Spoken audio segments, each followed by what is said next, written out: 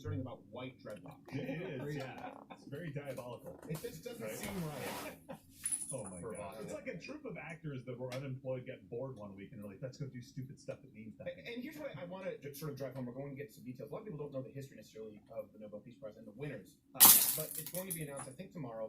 It is a shoot. Yeah. This whole thing is a fraud. And it really is. What bothers me is that it's about optics. Now, this is different from prizes in science, prizes in, I think they have science. Is it physics? They have physics, they have literature, they have economics, but they haven't awarded an economics prize every year. It actually seems to be awarded the least consistently. I don't know why. So I'm not talking about, but the Peace Prize in and of itself, it's not about who was most deserving.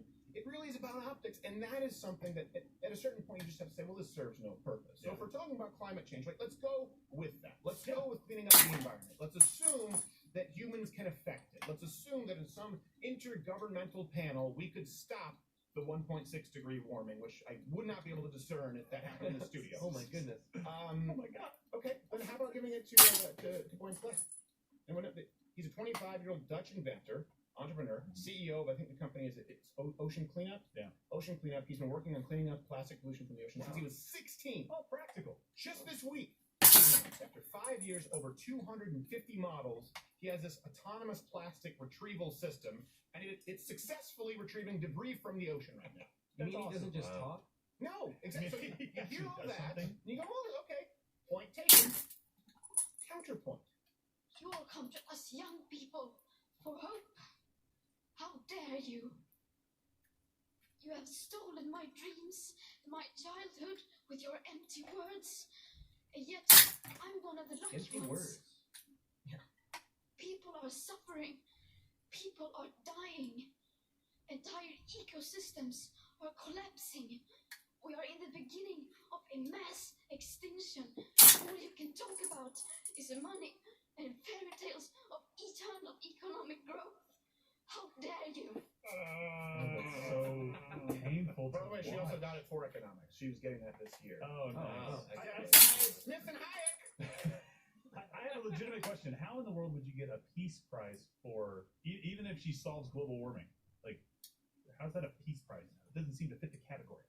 So what you're saying is that the rules are shifting? I have a procedural question. Objective point here? Well, I think exactly. To understand that Greta Thunberg is winning this prize because instead of awarding it to real problem solvers, and I do think, even if I disagree with the politics, if someone is actively trying to solve a problem, great. This is all about politics. It used to be for people like Martin Luther King Jr., Mother Teresa. I think it'd be tough to argue with that. Like when you think, I'm not a Catholic, we're not Catholic. Like, Mother Teresa did some pretty good stuff. Pretty good lady. I don't have to agree with her on all church doctrine. Right. I'm a Mother Teresa. Color me a Mother Teresa fan. Celebrate her entire calendar. Cancel. Hashtag. Susan Wojcicki has her finger on the button. Is this? Can I cancel? I'm not sure. Yes. But then we look at the 20th century, and it took a turn. So in 1994, let me give you a few examples. You know who won the Peace Prize, Nobel Peace Prize in 1994? Finger on the beat button. Yasser Arafat. And I say that to punctuate it. Yes, the founder, PLO, pioneered the terrorist technique of hijacking planes, murdered 47 people. In a name, to be sure, he was the Steve Jobs of terrorism. Put a little black turtleneck on and make him a fruitarian, you couldn't tell the difference. Where did Steve Jobs go? I don't know. Shave the beard. Yasser! I should have known it was you, Yasser. Oh my gosh. But apparently when you're an actual terrorist, and by the way, is this hyperbole? No. When you're an actual terrorist, you get prizes just for quitting your hijacking habit a little bit. Taking a break. He's the Eddie Haskell of Nobel Peace Prize winners. Killed 47 people, then looks to the committee and goes, gee, your dress looks really great, Mrs. Cleaver. Kill him. If he shows up to accept the prize, kill him. Can we kill him? Can we kill him then? Not all people, just terrorists who kill 47 people. Just him. I don't want to kill the next guy I'm going to talk about. No. I just don't like him. So I want to make sure that I'm very clear. Operation! Case, what you thought we were going to become tasty? No. In 2007, Al Gore won for his efforts to, I want to make sure I read the quote, disseminate greater knowledge about man-made climate change and to lay the foundations for the measures that are needed to counteract such change. I think more lying, I think is what the price is. No, he even lied on the Susans. He told them what he wanted. Well, he told them what he was very straightforward. He lied to us. Well, and handsy. You know, the subtitle here was they invented the internet. So, well, you know, I mean, and pants. That was pretty good. You know, I usually get more peaceful when I watch cooking show. Yeah, well, I mean, I'm hungry all the Oh time. my gosh. Can we retroactively take these away when it is proven like that these people are morons? Can we be like, oh, we're going to go ahead and take your prize? Well, thankfully, Al Gore got a Peace Prize for Lent. That's it. Yeah. But now I just can't get out of my head that Bill, the half Asian Bill Richmond, is watching a cooking show with cats. Is there like an Asian guy in the area who's like, I'm gonna soak this Siamese in vodka! Oh! We're back to killing cats again, really?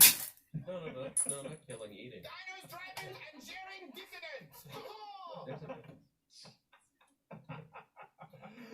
Racism It's is a great fun. show. I like to have a racist laugh. Don't forget Barack Obama. Of course, when we talked about that, Barack Obama was awarded the Nobel Prize for his extraordinary efforts to strengthen international diplomacy and cooperation between peoples. He wasn't even a year into his presidency. I don't remember the exact length of time. Little did they know that he would be the first president to be at war for all 8 years of his 2 terms.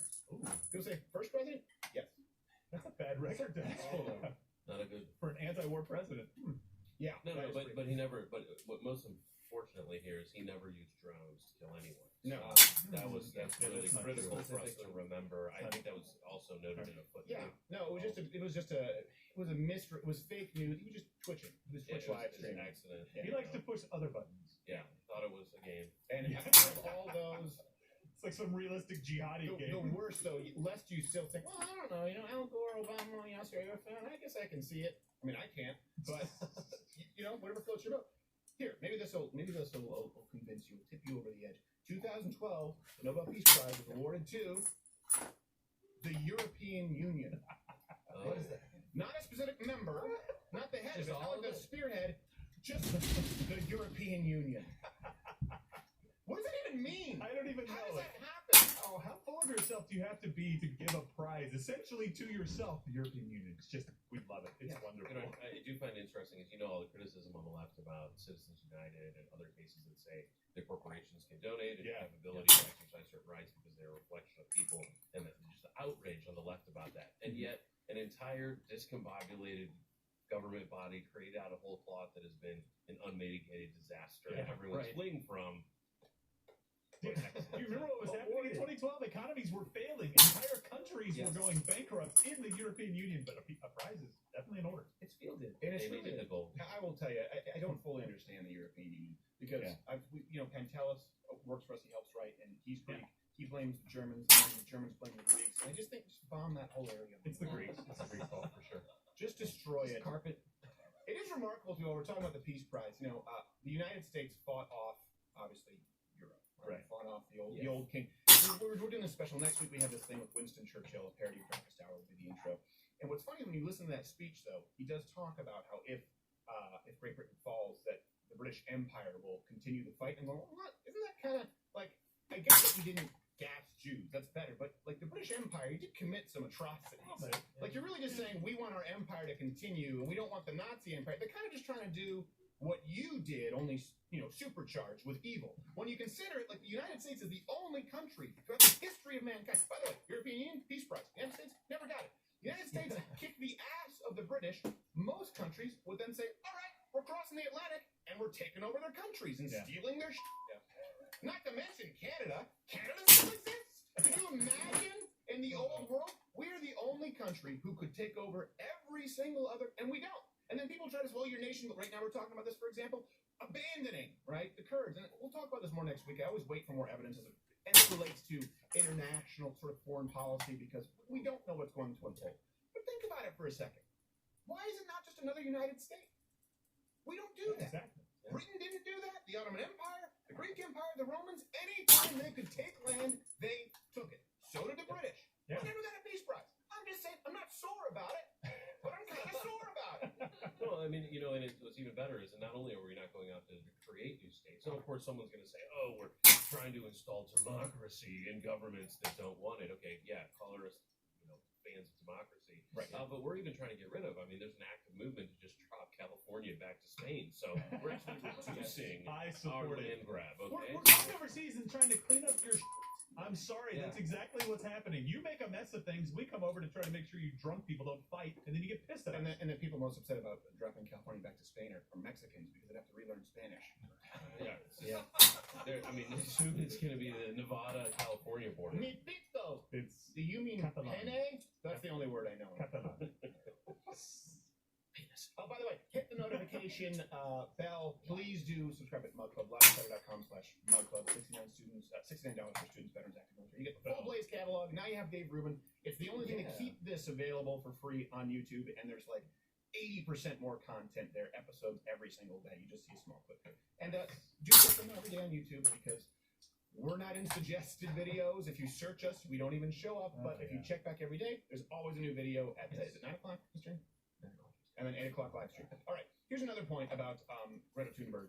I guess it's kind of a hybrid of the Nobel Peace Prize. Yeah. Let's go back to why Greta Thunberg is just a piss. For one, this isn't her fault. She's a child. Yeah. Right? We're talking about giving away a prize. Now, listen, I'm not saying, please let me be clear, I'm not saying that we should never listen to young people. We're like David Bowie and such. Like, I get it. These children that you spit on as they try to change their world. I don't listen to British Empire music. I'm still on Friendster. Yes, that's where. There we go. And Metallica. We're back. You pussed out on Metallica last time, buddy. You don't get a second What fight happened yet. to Ask Jeeves? I thought it was a search. It made my life better. Okay.